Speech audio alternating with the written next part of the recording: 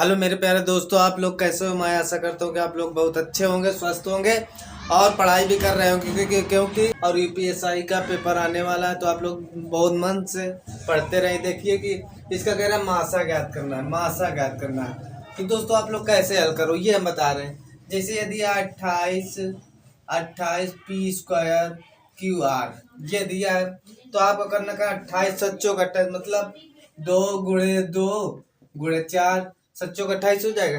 P square है तो 2 बार लिखो, पी गुणे पी। क्यू कितना है, 1 बार है तो 1 बार लिख दो। आर कितना है, 1 बार, 1 बार लिख दिया। अब दोस्तों देखो ये वाली संख्या इसको लिख दीजिए। ये लिखा है 7 पी क्यू स्क्वायर आर, तो इसको लिखो 7 पी क्यू कितने बार, 2 बार है तो 2 बार लिखो दोस्तों। आर कितनी बार है तो 1 बार लिख दीजिए। अब मासा का मतलब जो मिलता है उसको लिखते हैं। दोनों में देखना कौन कौन मिल रहा है। तो देखो मासा बराबर जब आप लिखोगे मासा बराबर देखो ये 7 मिल रहा है, ये वाला जो मिलेगा उसी को लिखेंगे, 7 लिख दीजिए। पी एक ये है, पी एक ये है, लिख दो। क्यू क्या यहाँ पर 2 क्यू है तो 2 क्यू लिख दो।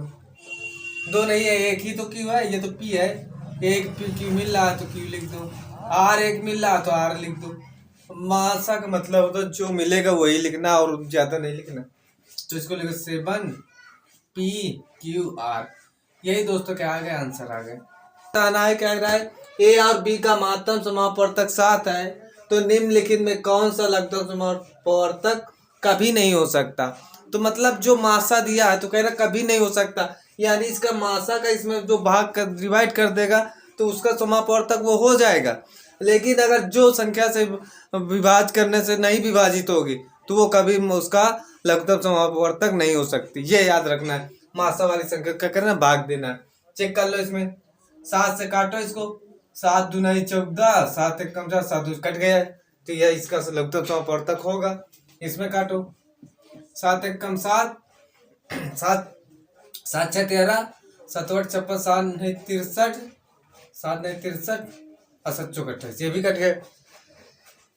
इसको काटो 7 से, 7 दूना 14, 4 बचा 7 पना 35, 7 एक कम 7 कट गया 7 से। अब ये नहीं कटेगा, इसको कर लो 7 दूना 14, 1 बचा 7 दूना 14, 7 6 42 नहीं कटेगा ना। अब जब ये नहीं कटा दोस्तों, जब ये नहीं कटा दोस्तों तो क्या करोगे, यही इसका क्या होगा, ऑप्शन सही कह रहा था, लघुत्तम समापवर्तक नहीं हो सकता। तो 1558 86 इसका नहीं हो सकता, लघुत्तम समापवर्तक नहीं हो सकता, समापवर्तक नहीं हो सकता। तो दोस्तों आप लोग बताइए कमेंट करके कि आपको सही समझ में आया कि नहीं। अभाज्य संख्या है, मान लो 1 है 4, 1 है 7। अब इसका कोई मासा बताओ। 2 अभाज्य संख्या है, मासा जिसका मासा जो होगा ना दोस्तों हरदम 1 रहेगा।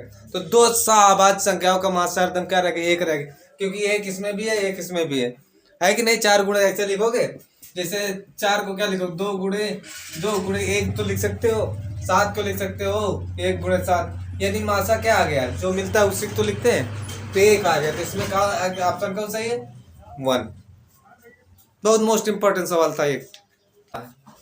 इस तरह का सवाल जरूर पूछा जाता है। तो आपको करना क्या कह रहा है, 2 संख्याओं का मासा 4 है, इनका लासा लघुत्तम समापवर्तक मतलब लासा 120, इनमें से एक संख्या 20, तो अंश संख्या ज्ञात करना है। तो आपको क्या करना है, फार्मूला लिखना है,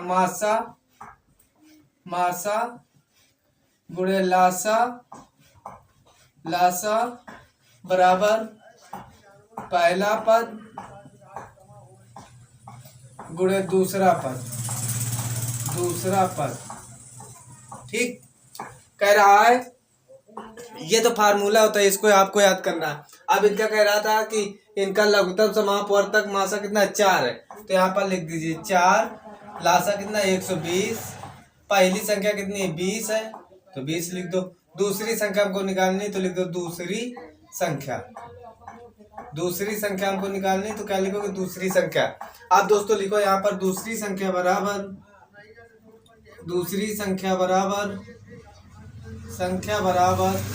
4 गुणे 120 बटे 20। बात समझ में आ गई दोस्तों? क्योंकि गुणा में इधर आएगा तो भाग में, तो हमने ऐसे कर दिया भाग में, 0 से 0 काट दो, 2 दूनी 4, 12 दुनाई 24। तो दोस्तों दूसरी संख्या जो आएगी तो 24 आ गई। कितना अच्छा सवाल था, बहुत अच्छा था, प्यारा सवाल था।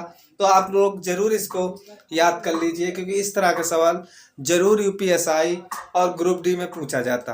वो सवाल हम बता रहे हैं जो कि परीक्षा में जरूर पूछे जाते हैं। तो आप लोग जरूर इनको पढ़ लीजिए अच्छे तरह से।